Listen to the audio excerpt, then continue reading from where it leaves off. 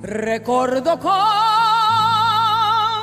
saudade teus encantos, Mercedita, perfumada, flor bonita. Me lembro que uma vez a conheci num campo muito longe.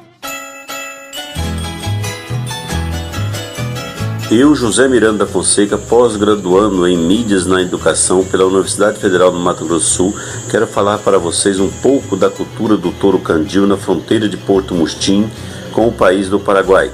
Porto Murtinho é uma cidade com mais de 100 anos de emancipação política, mas a sua história é bem mais do que isso, pela sua localização geográfica e possui hidrovia que possibilitou as navegações desde os tempos passados, dando origem ao município à margem do rio Paraguai, tendo a sua maior economia até os tempos de hoje a pecuária de corte extensiva e o turismo de pesca.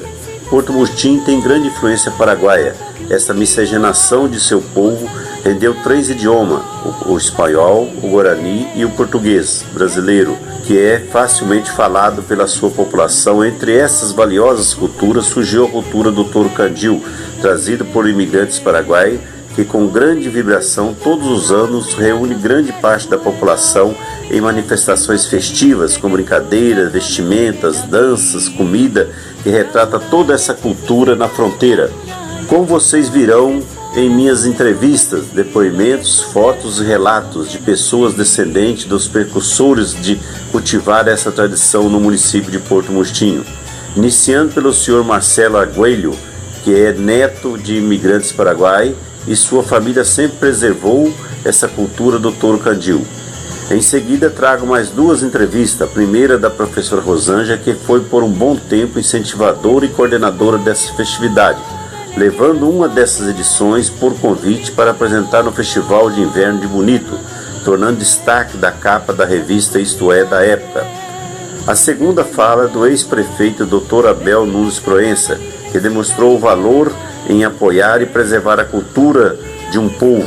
A festa do touro candio em Porto Murtinho sempre combinou com as festividades de Nossa Senhora de Cacupé, no dia 8 de dezembro, puxando grandes multidões para essa linda, grandiosa festa que vocês virão nas gravações a seguir. Falar de touro candio é falar de tradição, falar de famílias, falar de saudade. Saudade de um tempo que já se foi, mas que está presente em nossas memórias através de relatos de fotografias, vídeos e histórias contadas de geração para geração. Saudades daqueles 7 de dezembro que encerravam assim as festividades em homenagem a Nossa Senhora de Cacupé. Como vocês sabem, minha mãe era devota de Nossa Senhora e vou deixar um pouco aqui para vocês ela contando a história que foi gravada em 2012 para o documentário do Centenário de Porto Murtinho. E aí eu volto e relato um pouco do que eu sei e do que eu vivenciei. Nós, quando viemos aqui no Brasil, nós andamos no aluguel. Como ela falava, filha, a gente está contando tapeira e tapeira. Então estou pedindo para minha santa para a gente achar um lugar para ela poder também ficar.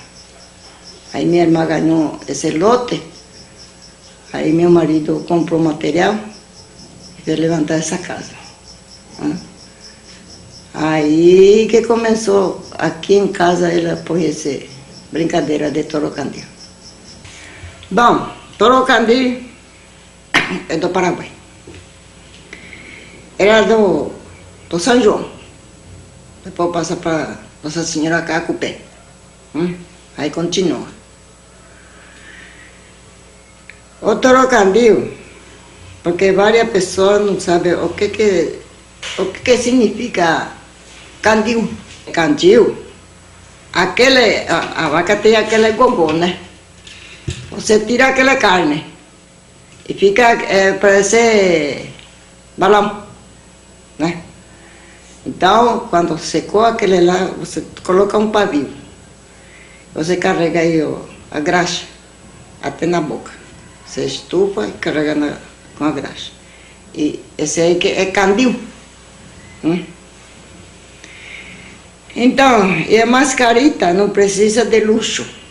Mascarita igual andarilho. ele tem que ter roupa rasgada, tem que ter máscara, mas não é de luxo também. Aí vai a bola, depois vem o touro. Minha mãe finada, ela começou do Paraguai. Depois ela faleceu, deixa para mim. Porque minha mãe tinha falado para mim, se eu morrer no ninho, fica para você essa santa, mas você continua. Põe comida para a criança, se vem adulto com a criança, põe comida também, porque comida não vai faltar para você, para dar. Eu falei, tudo bem. Quando ela me falou assim, eu falei para a mãe, a senhora vai deixar nós?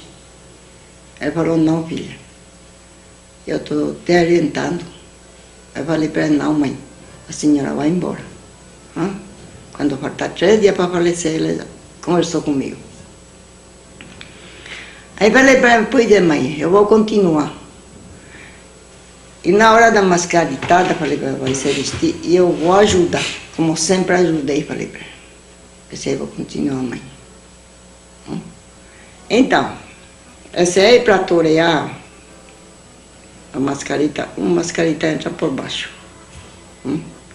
Aí vai torear, a mascaritada vai torear. Primeiro sai a bola de fogo. E depois sai o trocadilho. Se veste tudo aqui a mascaritada, quando está pronto, entra de lá para ver se já está pronto, né? Se já está pronto, toca a música e aí já sai. Vai primeiro lá no altar da santa. De lá eles aí já vem dançar aí. 10, 15 minutos dança aí. E depois já sai para fora, para chutar a bola.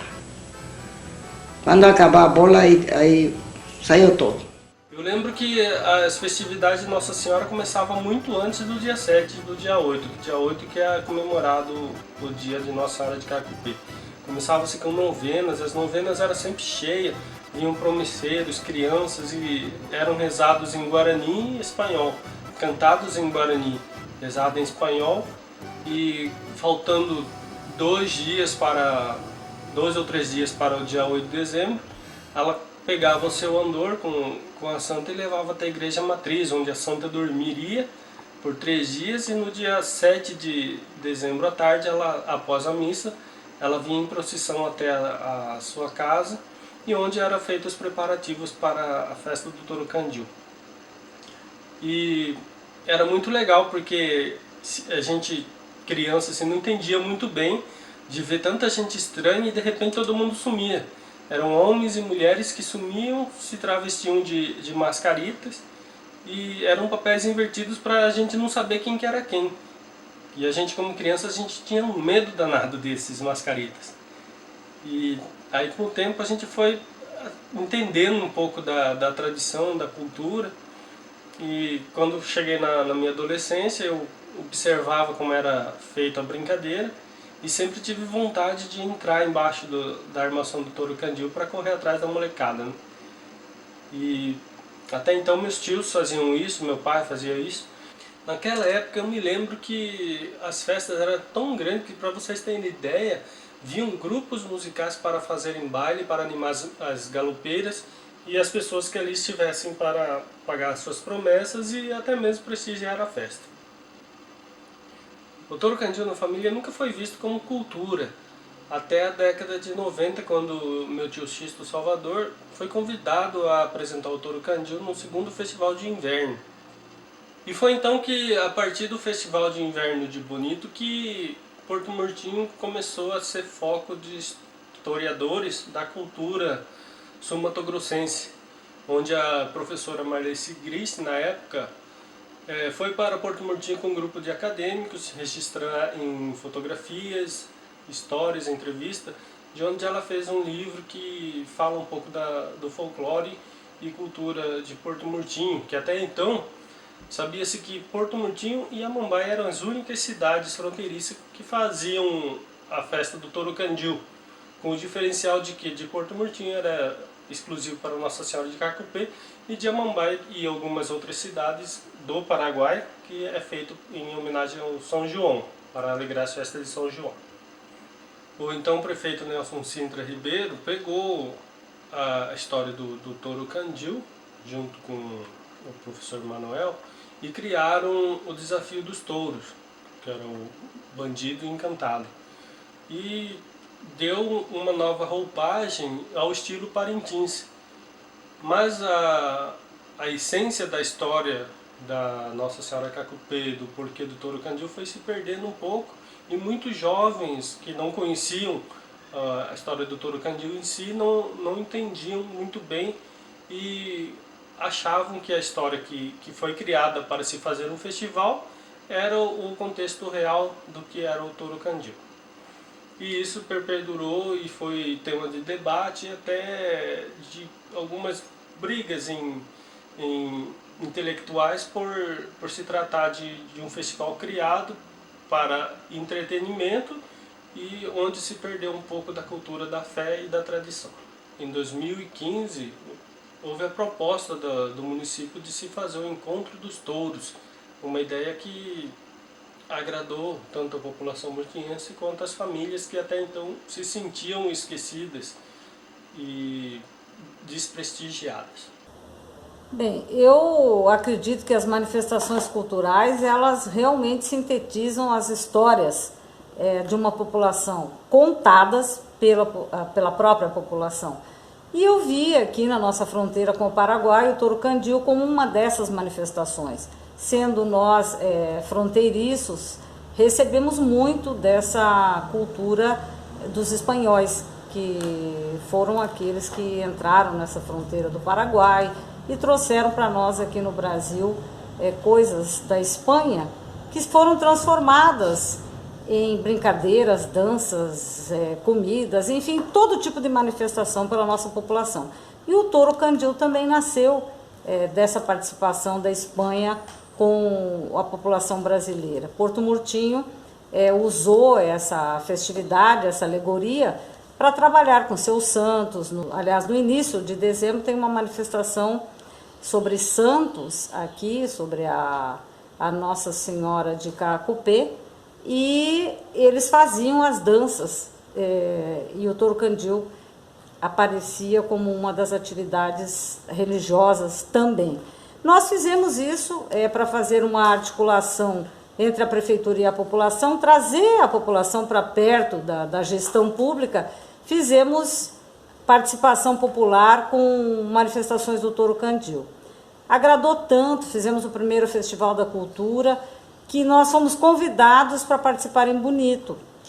E lá também a população se manifestou positivamente, fomos capa da revista Isto É, e é importante também enquanto registro. Nós precisamos mostrar isso para as nossas crianças, para a nossa população, para que se criem novas culturas ou para que venha se repetir as culturas anteriores. O Touro Candiu já é uma cultura milenar, desde dos primórdios do tempo da fundação do Porto Murtinho. Isso já vem sendo cultuado em Porto Murtinho. No nosso governo, 2000 a 2004, final de 2004, nós fizemos um incentivo a isso e trouxemos tornamos isso uma festa internacional, em que nós podemos incentivar e representar Porto Murtinho. Fomos em Campo Grande, na festa, em várias festas, e todos os anos nós íamos levando essas pessoas. Eu acho que uma população sem história, sem cultura, é uma população morta. E nós fazendo isso, nós estamos lembrando dos nossos antepassados paraguaios e dos brasileiros que cultuavam isso há muito tempo.